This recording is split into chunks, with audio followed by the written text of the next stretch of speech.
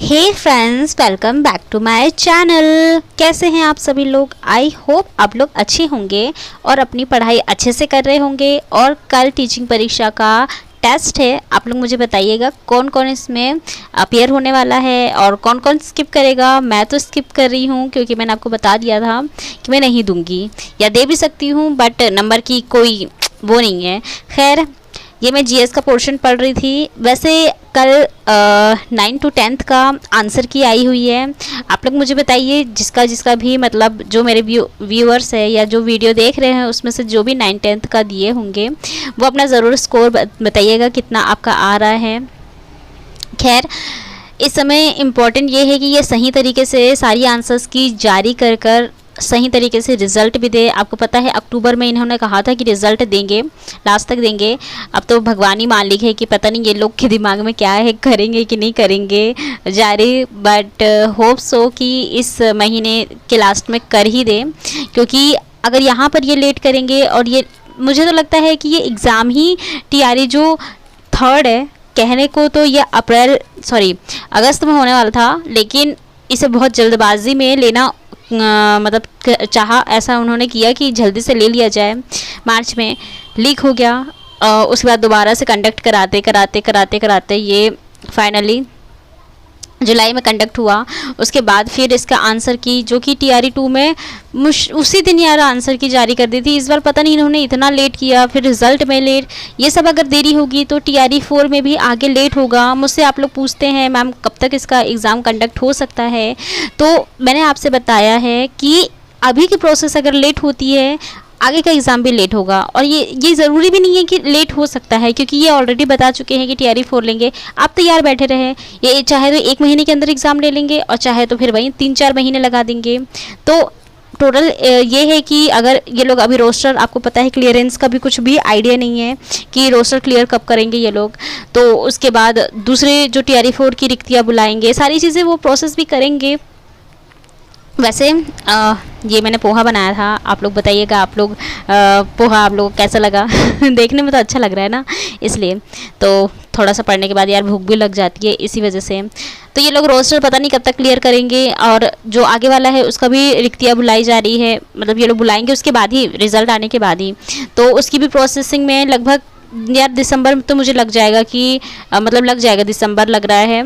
और जनवरी एग्ज़ाम के लिए ये लोग शायद फाइनल कर ले, बाकी आगे बढ़े तो कोई वही नहीं है। और इसके अलावा शायद टीआरई 4 के बाद 5 भी हो सकता है, और वहीं वो आगे आप बढ़ा लीजिए मार्च अप्रैल, जो भी आप उचित समझे।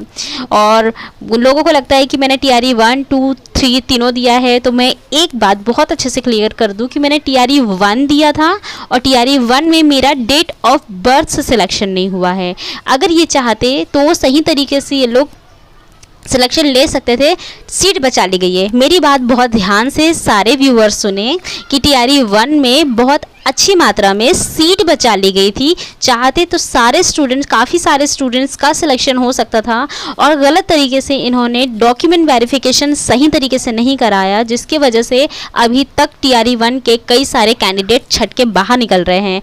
इनकी एक गलती थी जो कि स्टूडेंट की भी नहीं मानूंगी। C-TET के नंबर इन्होंने क्लियर नहीं किए थे कि 82 पे लेंगे कि 90 पे लेंगे, इस वजह से 90 के अंडर वालों को भी लिया गया था और वो अभी तक छट के निकल रहे हैं। ये गलती इनकी है, इसकी वजह से सारा खामियाजा हमें भी भुगतना पड़ रहा है, क्योंकि हमने सिलेक्ट नहीं हो पाए। तो ये जो भी मेरे वीडियो पे कमेंट करता है कि ये तो टीआरई 1, 2, 3 तीनों में इनका नहीं हो पाया, तो भाई मैंने टीआरई 1 डेट ऑफ बर्थ से मेरा नहीं हुआ है, इसके लिए मैं कुछ नहीं कर सकती हूँ। इसके लिए भी आयोग नहीं, शिक्षा विभाग जिम्मेदार है, उन्होंने ठीक से डॉक्यूमेंट वेरिफिकेशन नहीं कराया।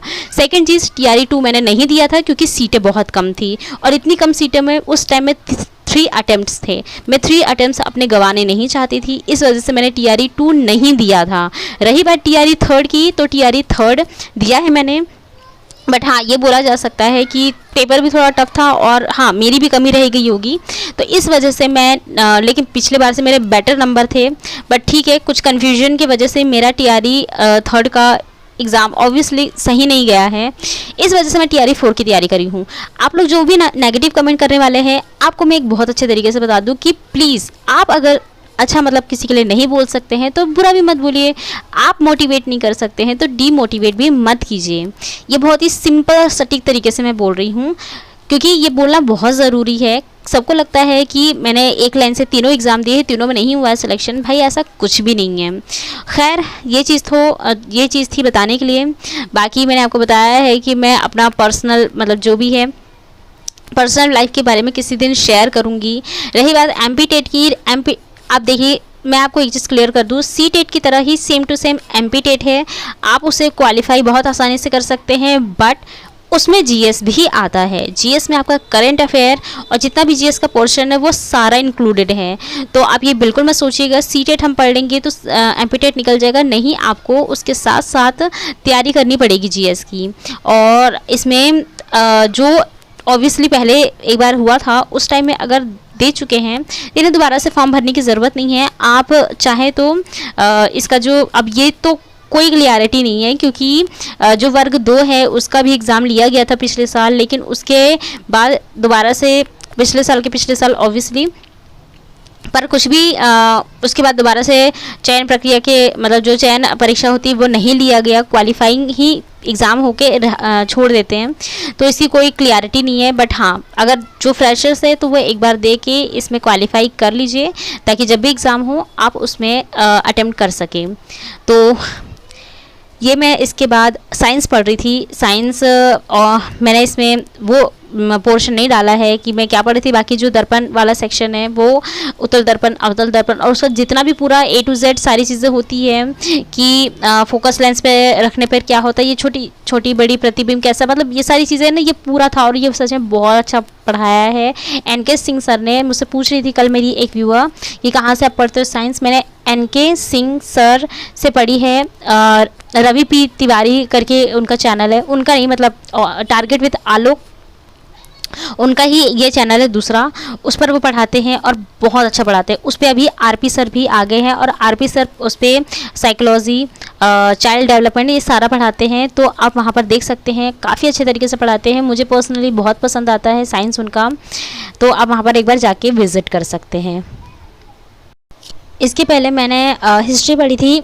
हाँ, जो गांधी जी का चरण है उसके आगे की कहानी जो भी है, तो नोट्स बना रही हूँ, इस वजह से नोट्स में से ही पढ़ती हूँ। और जिस दिन आप नोट्स बना रहे हैं उसी दिन उसको पढ़ लीजिए, ताकि आपको आगे प्रॉब्लम ना हो। खैर आज के लिए बस इतना ही, मिलते हैं मेरे नेक्स्ट वीडियो में। Till then stay happy, stay healthy, bye.